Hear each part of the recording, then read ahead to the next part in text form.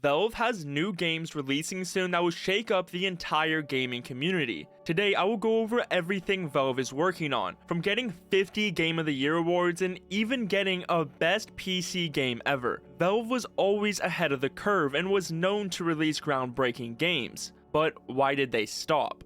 Valve was the best at making video games in the 90s and early 2000s. Their games were so amazing, people still love them today.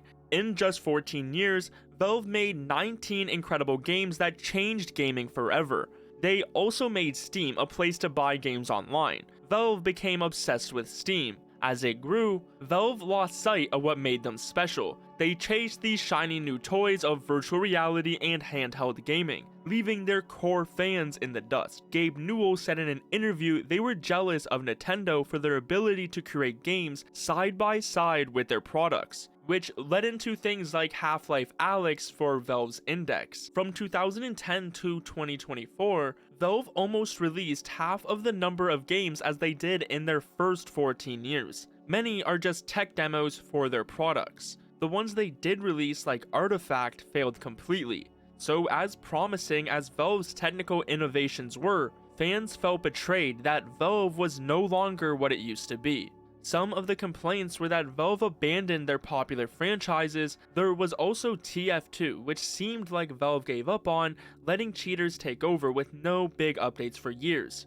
Overall, it felt like Valve cared more about money than making awesome games. We then got CS2, which 1 year after the release, with the amount of issues and complaints, can still be seen as a failure compared to what CSGO was. But don't worry, they made sure to remove every fun game mode and add in a new case for you to open instead. Only Dota 2 gets consistent updates as it's seen as Gaben's favorite. People thought Valve was making a new fighter game, but really, that was just a mode for Dota 2. With Valve having a flat organizational structure, they let everyone do their own thing without a boss. It sounds awesome, but it was a total disaster. People got lazy, games were delayed forever, and big projects kept falling apart, leading into an entire list of games that never got finished. Some talented fans took it upon themselves creating games like Black Mesa Remake, while others took a different path with projects like Hunt Down the Freeman. Valve was making a ton of money with Steam, so they didn't need to rush on any games. But that just made things worse. It was like a giant vacation where no one actually did any work. Luckily, Valve admitted their carefree work environment was bad. As Gabe Newell said in an interview, people at Valve have to get used to working without a safety net.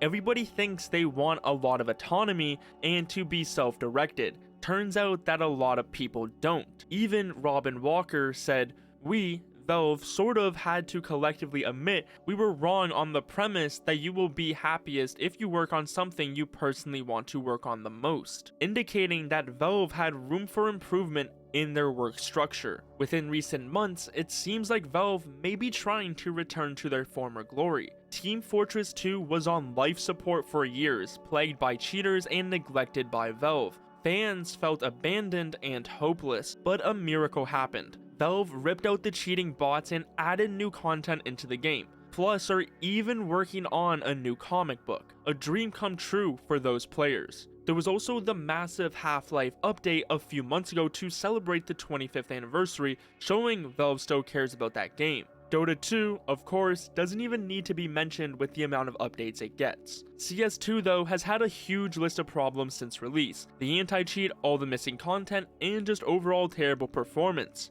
Valve is working to fix these, but the slow pace is testing players' patience. It's clear that Valve has its sight set on bigger unreleased projects right now. As one Valve employee has said, there are multiple games in development right now at Valve, and I think they're pretty exciting ones, like Deadlock, Valve's 6v6 MOBA hero shooter.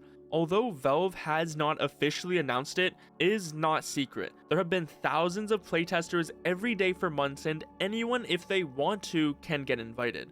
Not only that, Valve is also now sending out invites to random Steam users, which means we are really just getting closer and closer to its official announcement. Maybe something like a more official open beta. Unlike CS2, which was rushed to meet an announced release date, resulting in numerous problems, Valve is taking a more cautious approach with Deadlock. by extensively testing the game and continually fixing issues. They hope to avoid similar launch troubles. Deadlock is expected to be huge for esports, taking the best parts from multiple games and combining them together. As Valve's first major full-length original game in over a decade, there is high expectations for it to be a groundbreaking success. If you really want to test out Deadlock, Valve's third-person MOBA hero shooter, you should have no problems getting access nowadays if you try and ask. But if you are more looking forward to a Valve classic, there was also news that Valve is working on an unreleased Half-Life with the name of HLX or Project White Sands. HLX will be a brand new single-player, even potentially co-op story-based game.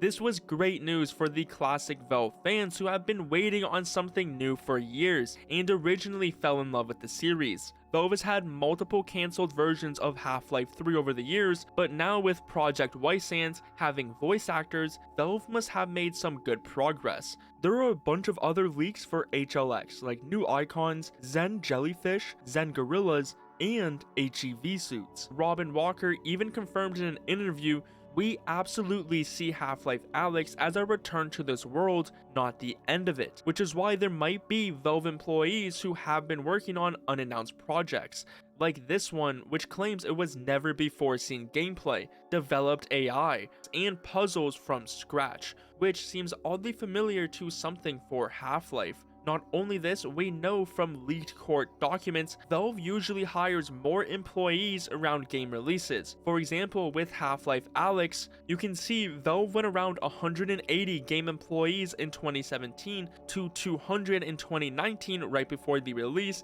and then back to 180 2 years later. Why this matters is because if you look at Valve recently, in the past few months, they hired multiple people. Please don't go out and bug them, but you can see one artist who recently started working at Valve has a great style that seems like it would fit perfectly for Half-Life. Which, what are the odds they even said, "My favorite industrial-ish feel is Death Half-Life 2. Now, that wasn't the only person Valve recently hired, as there was even Polly Grover. This isn't just any level designer. Polly Grover created Half-Life Incursion and Re-Education, fan-made Half-Life add-ons, and even confirmed were one of the main reasons for getting hired. So it should be clear Valve is putting focus into this unreleased Half-Life project and even have gone out and hired some of the top community creators for it. We can guess if the next Half-Life will be about the Borealis or a return to Black Mesa, but let's leave that up to Valve to tell the story. So we did go through a pretty big and long drought from Valve,